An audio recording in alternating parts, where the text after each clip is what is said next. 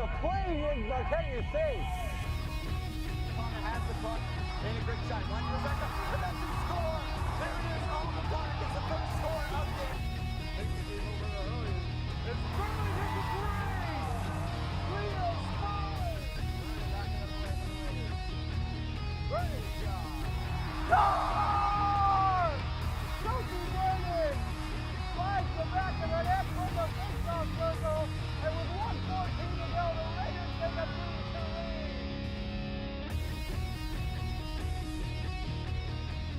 And welcome back to an all-new Black Red Blitz. As always, I'm your host, Rebecca Karen. Well, what better way to kick off this new episode than with boys lacrosse at the stadium for the game of the week, as Bay State Conference leaders Newton North would come in more than ready to challenge the Raiders on their own home turf. And with Wellesley being on an offensive tear of late as well, you knew this was going to be a great divisional battle here on Thursday. First quarter already lives up to the hype as Tigers score first thanks to their captain Bryce Adam. Making a move around net, goes high-low and gets the hard bounce to go for the score. But Grant Kasikis owns the faceoff and immediately cranks it into the cage for his own statement score, tying it right back up 1-1. Off a turnover, Grant Kasikis scoops up the ground ball and slings a perfect feed to Brendan Conroy. In stride, and Conroy makes it 2-1 Wellesley. Teddy Darcy kickstarts an incredible day here in net with these two fantastic saves, giving the Raiders a great opportunity to add on to their advantage. On the other side, though, Newton North goalie Spencer Harris makes a legit stuff here, but can't rein in the rebound. And as the ball takes a detour like it's stuck in a pinball machine, Brendan Conroy collects it and buries the ricochet. Wellesley is 3-1 now on that fantastic score by the captain. Tigers would be relentless on the attack, but again, Teddy Darcy just in beast mode here, denying another contender. Then, near midfield, Darcy gets his pass intercepted by Bryce Adam. Now, with both Adam brothers bearing down on you and a race to the net, some, no make it most goalies, would panic. Hunter Adam rips a shot, Darcy denies it again. And as Tigers just can't seem to break through that defensive wall, you know what makes it even better? When you hear the Newton North parents go absolutely nuts on every one of those crazy saves and keep saying, who is that goalie? So, tied 4-4 in this intense second quarter still, Grant Kasikis just misses on this fantastic no-look behind the back shot, with the rebound to Hugh Callahan behind net. Callahan dishes it back out to Michael Bones. Bones fires on net and makes sure that one is going in. 5-4 Wellesley, and that's a one-goal advantage Raiders bring into halftime as well. Third quarter seconds barely tick away on this face-off. Grant Kasikis lofts it ahead to Hugh Callahan. Callahan fires in another score, making it 6-4. His momentum looks to be with Wellesley. But coming into this game, all the talk was Tigers' dominant duo of Hunter and Bryce Adam, brothers and sons of Coach Bussy Adam. And as Bryce showcases his talent with his own no-look behind the back score, that goal cuts it to 6-5 and lights a spark that cannot be stopped in Newton North. So now it's Hunter's turn, as number 6 nets the equalizer, and it's 6-6. I don't know how you stop this, but Bryce Adam whips it in the crease to Hunter, and Hunter Adam slings in the go-ahead score as the Tigers retake the lead here. Bryce Adam then winds up and cranks it past everyone, and the Tigers hold a 2-goal edge, leading 8-6. Switch it back to Hunter Adam as he goes sidearm for yet another score. And halfway through this quarter, everything has changed. Newton North, after being down 6-4, have scored 5 unanswered in this game-changing third. So Raiders now looking at a 3-goal deficit step up as they get this much-needed Brendan Conroy score down 9-7. Newton North, meanwhile, outscored Wellesley 6-2 in that decisive third. And now, look for more. They don't have to wait for long, as the fourth opens up, and Bryce Adam looks to put this game away right here. With 5 minutes remaining to regulation, Raiders won't go down without a fight, as Brendan Conroy finds net and Wellesley is only down 10-8. Newton North, though, always seemed to have an answer here in this second half, as Will Thompson breaks up the Adams attack for once and scores one here himself, and that would make it 12-8, and now putting this game officially out of reach. What a battle, though. Despite this 12-8 loss, Teddy Darcy came away with 17 saves, 12 of them in the first half alone. But like so many other opponents who have lost to Newton North, you can't help but admit the combo of Bryce and Hunter Adam is hands down legit. How legit? Tigers scored 12 goals on the day, and 10 of them, 10, were buried by the Adam brothers. Newton North has got something pretty special in those two athletes, as they would win their 9th in a row. And Wellesley, bringing it in all 4 quarters, making those clutch scores, unfortunately in the end, could not break the Tigers' winning streak. It was a tough one here, at home, 12-8. After being shut out by Walpole at home and the next day, not much better results on the road at Newton North, the month of May has been especially tough for girls softball. Now, whether the regular season looked busy already at face value, add to that, the earlier postponed games are hard-pressed to be played now as the season is winding down. And with only 2 pitchers in rotation, getting some much-needed rest has not been easy for this squad. So here on Monday, yet another opponent would come into Lee Field, as the Norwood Mustangs would be next to face down in a divisional clash. Mustangs jump out in the first with a 2-0 advantage. The Raiders head to the bottom of that inning with a runner on second, 1 out, and Elizabeth Dew at the plate. Dew drives it past the infield for a single, but Kathleen Mulligan has the ball bounce past her glove just enough for the run to cross the plate. But catcher Brian Garzinski reels in the cutoff throw and throws out Dew, trying to extend it to a double. But that still goes down as an RBI single for Elizabeth Dew. The bottom second, 1 out runner in scoring position, Tara McLennan connects on this Amanda Albright's pitch and sends it back up the middle. Caitlin Shaughnessy throws it to home, catching Allison Goringer in a rundown. Garzinski tags out Goringer, and that denies the tying run from coming across. But there's still a runner on second, so Mackenzie O'Neill somehow fights off this high and tight pitch and grounds it to Erin Murphy. Murphy can't field it cleanly, O'Neill is safe, and more importantly, the tying run comes across on the error. And so some timely hitting here by the Raiders makes it 2-2. Top fourth still locked in at 2 even. Addie Hodson rips it deep to right center. Ellie Kinney tracks it down, but not before Hodson earns the stand-up triple. 1 out, go-ahead run 60 feet away. Pitcher Amanda Albright lays down the squeeze bunt and is thrown out at first. But Addie Hodson delays making a break for the plate, and Emma Goldenthal fires it to Linny Young, and Hodson is out. It's a bing-bang-boom clutch double play here for the Raiders. Exactly what they needed to keep this one tied up at 2-2 after 4. So after Norwood adds on a run to retake the lead again, top of the 5th, 3-2, bottom of that 5th, Wellesley looks to change that.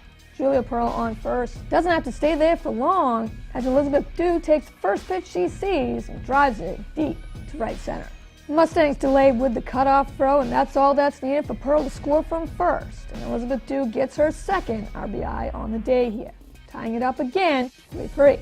But in this already tight game, Linny Young hits a sharp grounder to Siobhan Reen, and Wellesley gets caught in yet another rundown between third and home, as Dew would also be tagged out on the play. Linny Young would be safe though, so still in scoring position at second. Pitcher Sarah Farnsworth makes it count, rips it deep and past Caitlin Shaughnessy, and Linny Young scores. Farnsworth RBI double gets to go ahead and run across, and for the first time today, Raiders have the lead here, 4-3. But same story. Raiders work hard to either tie it up, or in this case, earn the lead, but yet again, Mustangs answer. So, with a 4-4 tie, we head to the bottom 6. Well, don't let her size trick you at all, but Shannon Schaefers can hit. And with 1 out at the plate, Schaefers hits it past the shallow outfield for a well-hit double.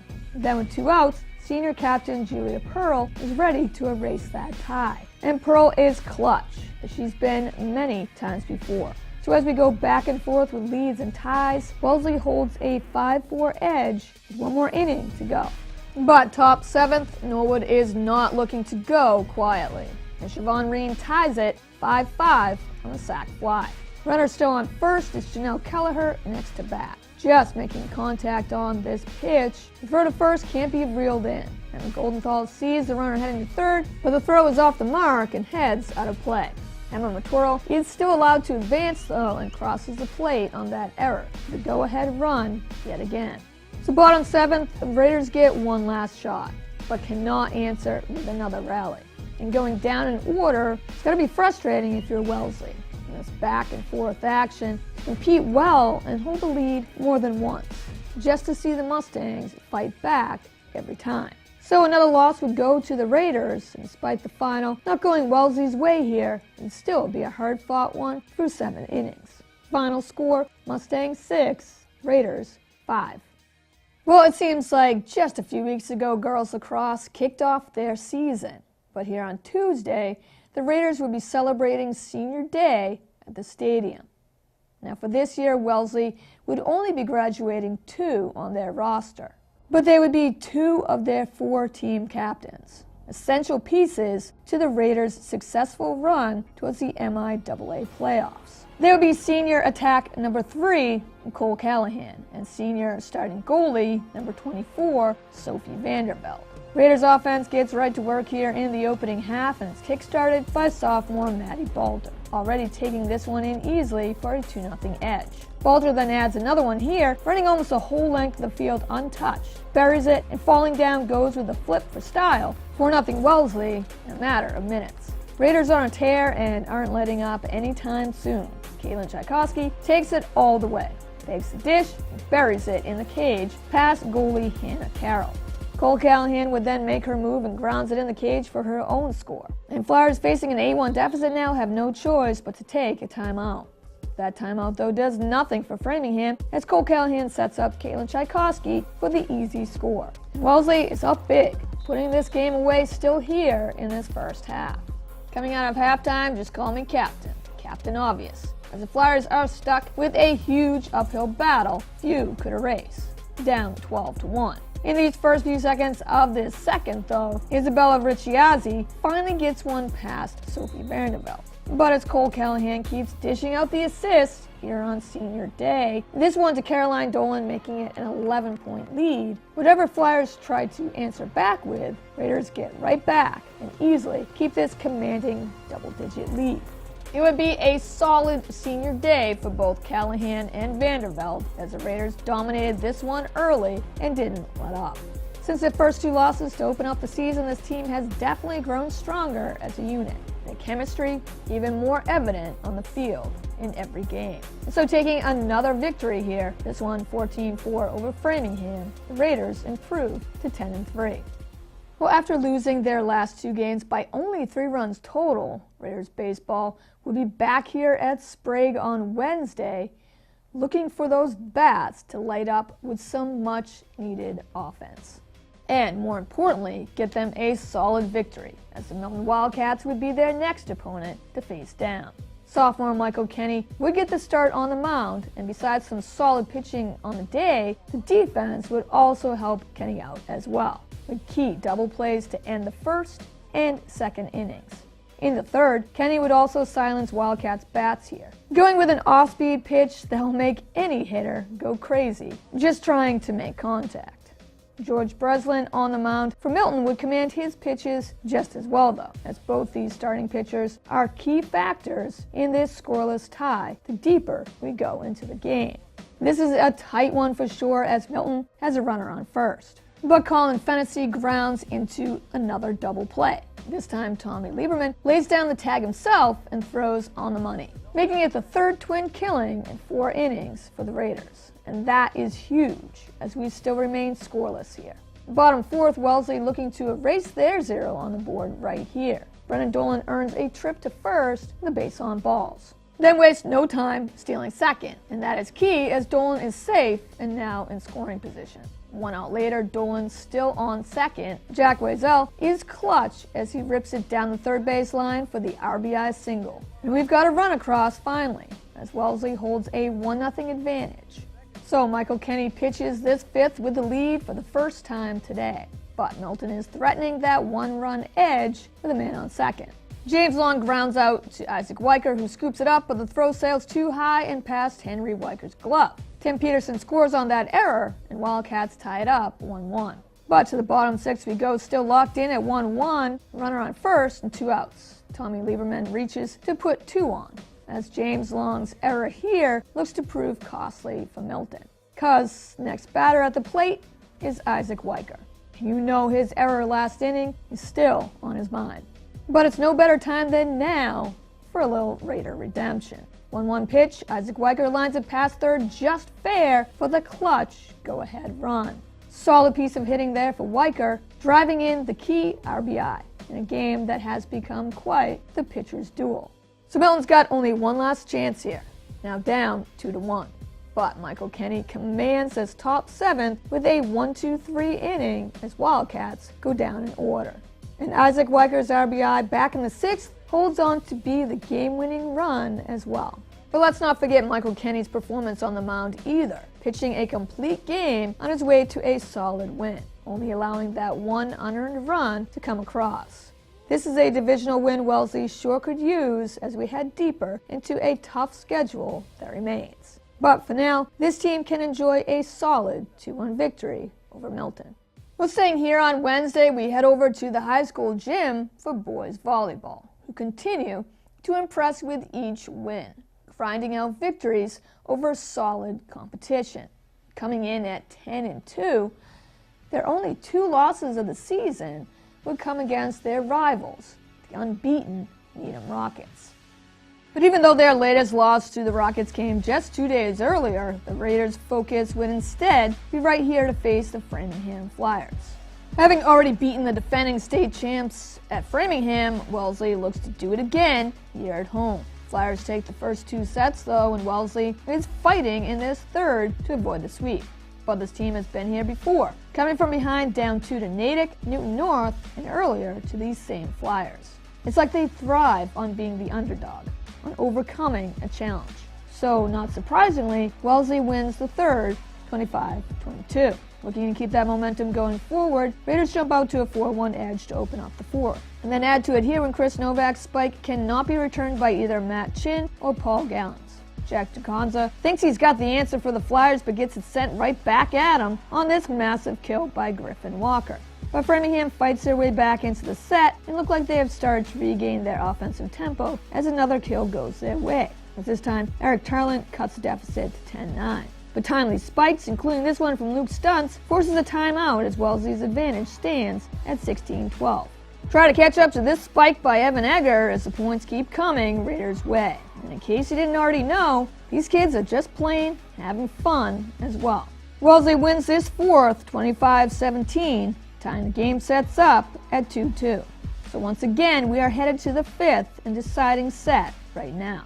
Early on, you can tell this is going to be tight as Jack DeConza gives Framingham a 3-2 edge, a lead for the first time in a while. Dylan Horkin makes it 4-4 with this decisive kill though, and after another Flyers 1-point advantage, Raiders erase it once again, as Evan Egger knocks down Tyler Chan in the process, 5-5.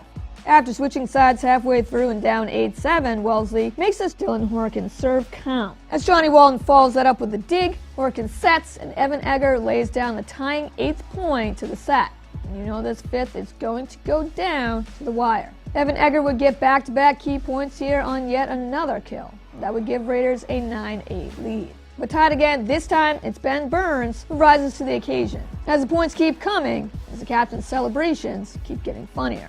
It's a battle here in these final minutes as each team has broken a tie to gain the 1-point advantage, just to see the other side tie it right back up.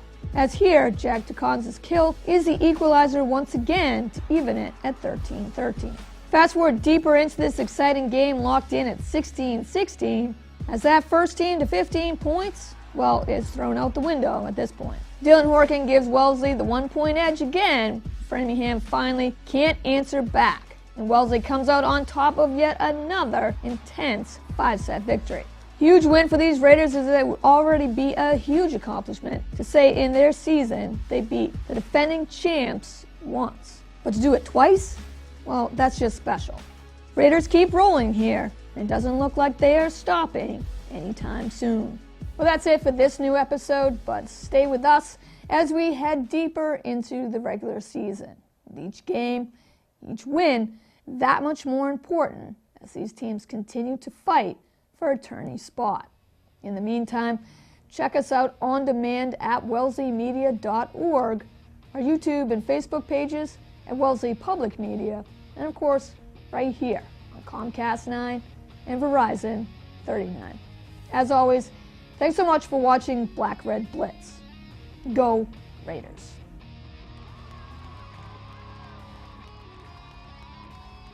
He's He's got some room to run. Kissman in for a touchdown. Kissman.